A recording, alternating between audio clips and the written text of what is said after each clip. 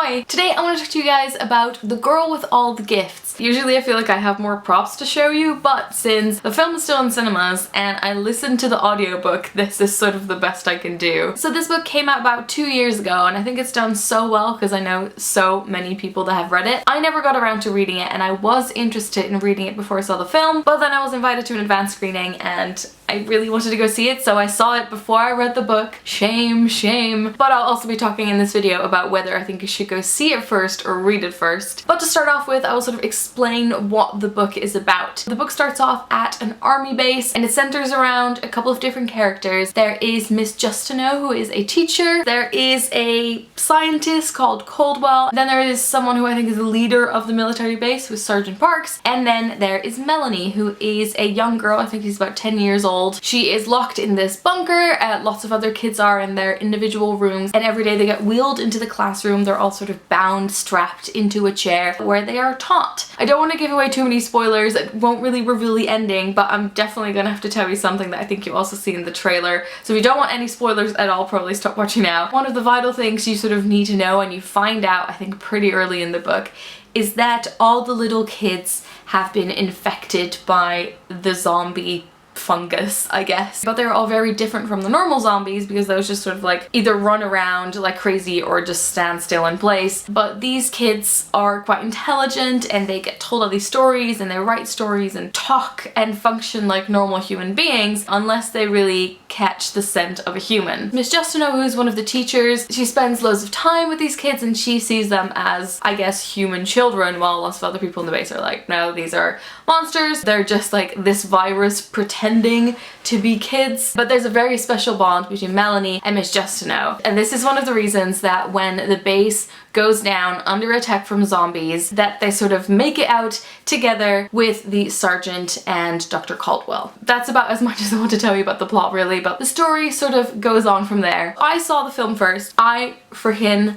loved it. I actually went to a screening where most of the actors were there and the author was there and the director was there, which is always really fun to like hear them chat a little bit before the film starts. It was also a huge screen and the sound was really loud. I do really like zombie films and I've seen quite a few, and I do think that this is a different twist on it, but still it is like quite terrifying and potentially a bit gross. I thought the film was like filled with tension, really fun. There's so many little jump scares, and it was one of those films where you sort of like sit in your chair and like respond to it quite a lot or like try and look away. I started listening to the book quite soon after I'd seen the film, and I have to say that the two are very similar. The screenplay was written by the author. One of the surprises that I came across when I started listening to the book is that in the film Melanie is played by a black actress called Senia Nuana, and Miss Justineau is played by Gemma Arterton, who I freaking adore. When I started reading the book, I very quickly realized that the girl Melanie is described as being white and super blonde hair, etc., and then that Miss Justineau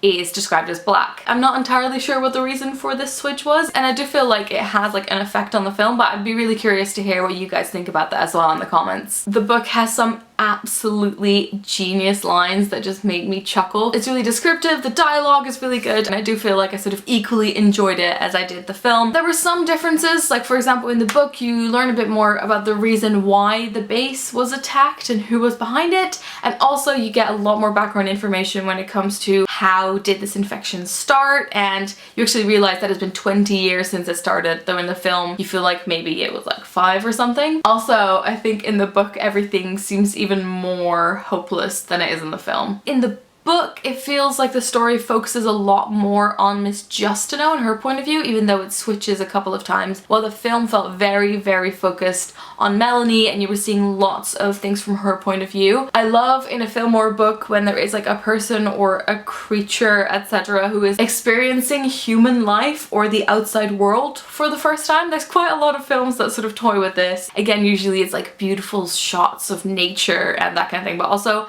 you know, funny little things. I think at some point Melanie finally gets to wear kids' clothing for the first time and she's so excited about it. By the way, that's reminded me, there is an animal, maybe multiple animals, that die in quite graphic ways. Some people might need to like not look for that part. Another thing that I love is when it's like a couple of years into the future and people reference old things. So in the book they find lots of old CDs and old money, and the young soldier that's with them just doesn't know about any of these because he's probably like 23 years old. Also in the film when they get to London, I just love seeing like an old destroyed M&S, and I just think that the sight of like London in ruins never gets old. Now when it comes to the ending, I won't describe what it is, but I think sort of like the first bit of the ending I really enjoyed, and both like in the book and the film I thought it was quite like a brave ending. There's an added scene at the end which is both in the book and the film that I feel a little bit weird about. I'm not entirely certain. I think I wish it would have cut off a little bit earlier. But yeah, if you have seen the film or read the book, let me know